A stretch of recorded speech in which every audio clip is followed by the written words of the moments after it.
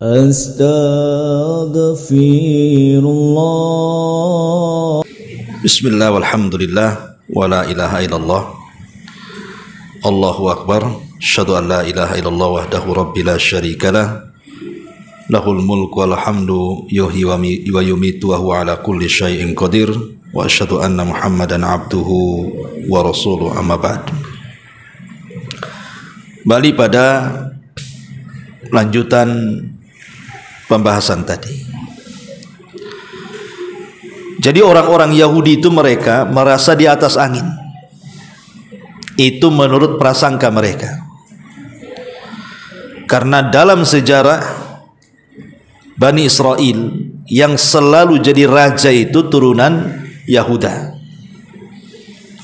Yang selalu jadi raja itu harus turunan Yahuda, bukan turunan anak-anak Yakub yang lainnya. Tapi kalau turunan Nabi biasanya dari garis keturunan Lawi ibn Yakub.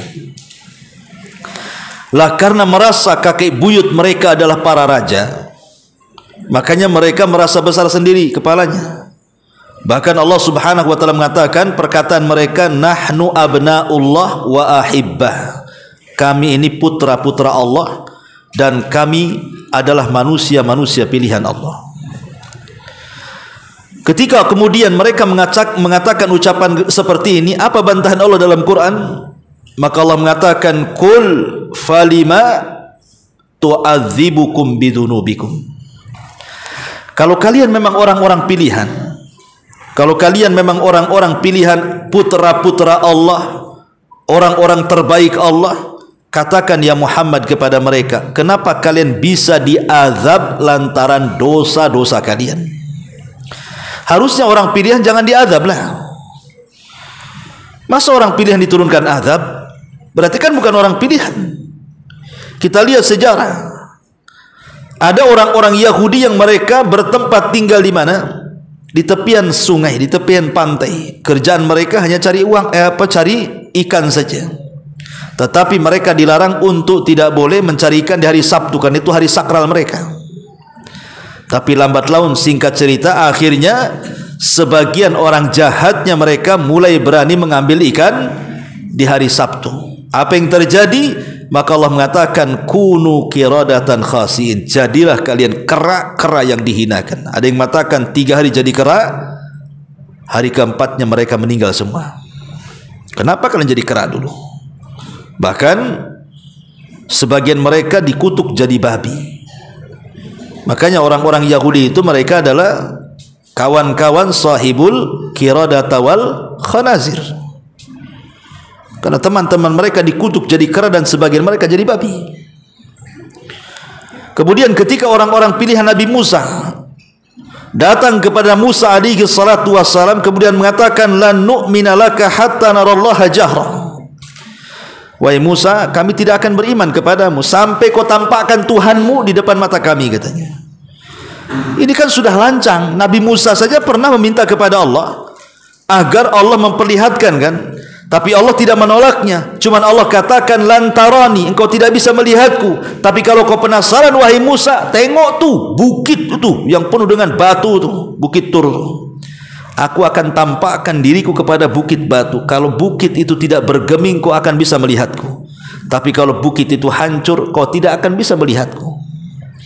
Ketika falamma tajalla rabbuhu lil jabali ja'alahu dakka wa sara Musa sa'iqa. Allah katakan, ketika Allah menampakkan zatnya kepada gunung itu, tiba-tiba gunung itu hancur. Musa pun terpental, akhirnya pingsan. Dan Musa mengatakan, tubtu ilaika, aku bertobat ya Rabb, tidak usahlah, aku tidak perlu diperlihatkan lagi engkau, katanya. Karena gunung aja bisa hancur, cemana pula dia, kan begitu. Makanya dia tobat. Lah ini Bani Israel ini sok-sokan dia. Dia mengatakan, lan nu'mina laka hatta narallaha jahra. Kami tidak akan beriman kepada wahai Musa sampai kau tampakkan Tuhanmu, katanya. Kelancangan mereka, datang petir halilintar, fa akhadathhumus sa'iqatu wa antum tanzurun. Maka datang halilintar menyambar mereka semua, mati semua. Lihat, mana katanya orang pilihan. Kenapa mati kena petir? Kemudian ketika sebagian orang-orang kufur dengan para nabinya, kemudian diturunkan taun.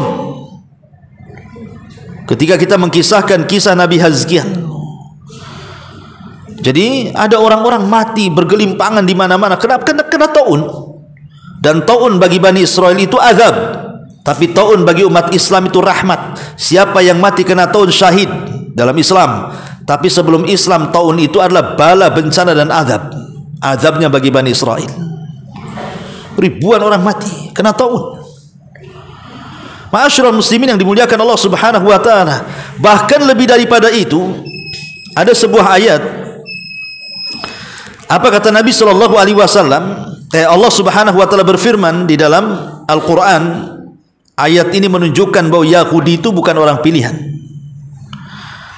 Allah Subhanahu wa taala berfirman, "Wa qadayna ila bani Israil fil kitabi la tufsidunna fil ardi marrataini wa la ta'luwanna uluwan kabira. Fa idza jaa wa'du ulahuma ba'athna 'alaikum ibadan lana uli ba'sin syadid fajasu khilalad diyar wa kana wa'dan maf'ula." Dan kami telah tetapkan terhadap Bani Israel dalam kitab itu, Taurat maksudnya, kamu pasti akan berbuat kerusakan di bumi ini 2 kali lagi, dan pasti kamu akan menyombongkan diri dengan kesombongan yang besar. Maka apabila datang saat hukuman bagi kejahatan yang pertama, dari kedua kami datangkan kepadamu hamba-hamba kami yang sangat perkasa, lalu mereka merajalela di kampung-kampung itu, dan itulah ketetapan yang pasti terlaksana. Apa maksudnya ayat ini? Allah Subhanahu wa taala sudah menetapkan kepada Bani Israel itu akan melakukan kerusakan 2 kali, kejahatan 2 kali, kesombongan 2 kali, dan dua-duanya akan diazab oleh Allah Subhanahu wa taala. Kembali ke kisah Bani Israel tadi yang saya ceritakan. Ketika Nabi Sulaiman meninggal dunia, kemudian kekuasaan diletakkan kepada anaknya Rob'am ibn Sulaiman. Setelah Rob'am ibn Sulaiman meninggal dunia, disitulah terjadi kerusakan yang total Bani Israel. Mereka memakan riba, mereka zalim, mereka hasad, mereka jahat, macam-macam, sampai kepada mereka membunuh para nabi. Siapa yang dibunuh mereka? Nabi Yahya dibunuh, Zakaria dibunuh, Nabi Samuel dibunuh. Banyak para nabi Bani Israel itu dibantai, bahkan bukan hanya ratusan ribuan yang dibunuh itu oleh Bani Israel. Dan puncaknya adalah ketika mereka membunuh Yahya dan Zakaria. Ketika mereka membunuh Nabi Yahya dan Zakaria itu, satu di antara 25 nabi dan rasul yang dicetam dalam Al-Quran, maka Allah kirim kepada mereka raja yang jauh lebih zalim dibandingkan kezaliman Yahudi sendiri. Siapa? Bukhtun Nasr. Dikirim Bukhtun Nasr, Raja Babil, Raja Babylon Irak tuh, bawa pasukan besar Bukhtun Nasr itu. Dan Bukhtun Nasr itu satu di antara 4 raja yang pernah menguasai dunia. 2 mukmin, 2 kafir. Yang mukmin Sulaiman dan juga Dzulqarnain, yang kafir Namrud dan Bukhtun Nasr ini. Bukhtun Nasr ini pasukannya kuat, separuh dunia dia punya pasukan. Dihantamnya Palestina habis, sehingga Allah bahasakan apa? Fajasu khilalad diyar. Habis sampai ke akar-akarnya, ya. Dibantainya orang-orang Yahudi itu sampai ke akar-akarnya.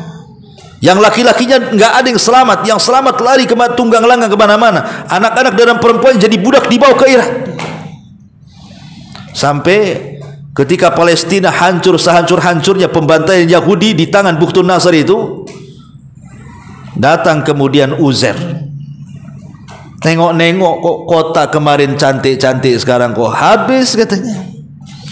Tiba-tiba Uzair kemudian lemas. Mungkinkah Allah Subhanahu wa taala menghidupkan kota yang sudah hancur ini? Kata. Duduklah Uzair ini di lubang, tidur pula 1 abad. Bangun setelah 1 abad itu, kok udah ramai lagi Palestina katanya. Makanya Allah gambarkan, au kalladzi marra ala qaryatin wa hiya khawiyatun ala urushiha. Khawiyah ala urushiha, itu menggambarkan Palestina hancur sehancur-hancurnya itu oleh Bukhtun Nasr itu. Katanya orang pilihan. Kenapa dihancurkan Bukhtun Nasr? Diperbudak, dihinakan bertahun-tahun. Belum lagi kemudian dikuasai Persia, dan belakangan dikuasai siapa? Romawi. Sampai orang-orang Yahudi itu tidak ada harganya, ikhwan. Dan itu pernah terjadi genosida juga. Orang-orang Yahudi itu pernah dibantai habis-habisan, bukan hanya Bukhtun Nasr saja, Romawi. Orang-orang Nasrani membantai mereka. Makanya heran kita ini. Harusnya Yahudi itu dendam sama Nasrani lah. Kok dendamnya sama kita pula? Kan mereka yang membantai. Apa salah kaum muslimin? Makanya orang-orang Yahudi itu karena merasa besar kepala, ikhwan, di mana-mana dia tinggal sebelum mereka punya Palestina, itu mereka dimusuhi satu dunia loh. Yahudi yang ada di Eropa, yang ada di Australia, yang ada di macam-macam negara mereka dibenci karena mereka sok paling tinggi, sok paling besar, akhirnya membuat kekacauan. Orang-orang Yahudi ini, mereka menganggap mereka abnaullah. Makanya Allah katakan, kalau memang kalian anak-anak Allah, orang-orang pilihan, kenapa pula kalian diazab oleh Allah? Harusnya janganlah ada sejarah pengadaban, ya. Ma'asyiral muslimin yang dimuliakan Allah Subhanahu wa taala, intinya bahwa apa yang terjadi hari ini dengan saudara kita di Palestina, ikhwatu fiddin, ini sudah perang hari ke-40 lebih kan, itu hampir 1,5 bulan. Jiwa yang melayang saja sudah 13.000. Bayangkan 1,5 bulan, 13.000 melayang nyawa. 5.000 diantaranya anak-anak, 3.000 diantaranya ibu-ibu, dan lebihnya warga sipil. Orang tua yang renta, yang tidak sanggup berjalan, orang-orang yang tidak sanggup mengangkat senjata menjadi sasaran. Sudah tidak ada lagi yang namanya kaidah perang itu. Itulah kita tahu bagaimana wajah aslinya orang Yahudi kan, tidak ada rahmat dalam hatinya. Islam saja kalau perang ada aturan, tidak boleh bunuh anak-anak, tidak boleh membunuh wanita, tidak boleh membunuh orang tua, bahkan tokoh-tokoh agama yang berada di tempat-tempat ibadah dilarang dibantai. Tidak boleh. Islam melarang.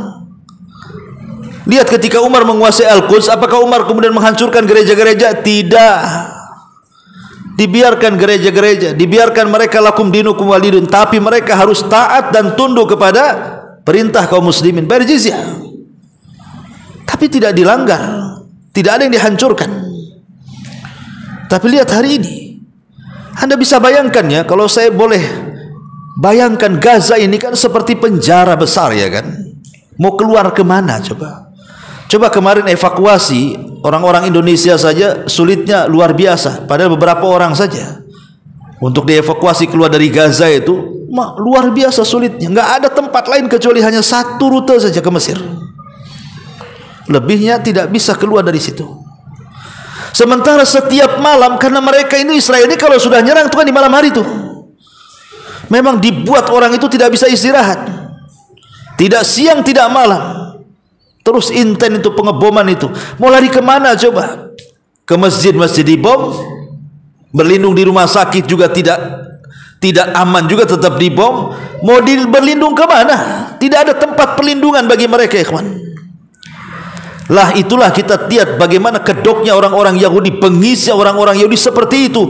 Makanya kita tidak heran kalau orang Yahudi hari ini menggenosida kaum muslimin, karena Al-Quran 14 abad yang silam sudah mengatakan, la tajidanna asyaddan nas adawatan lilladzina amanul yahud walladzina asyraku.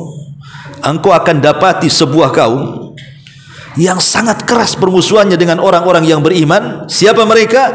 Yang pertama nomor wahid Yahudi dulu, baru orang-orang musyrik.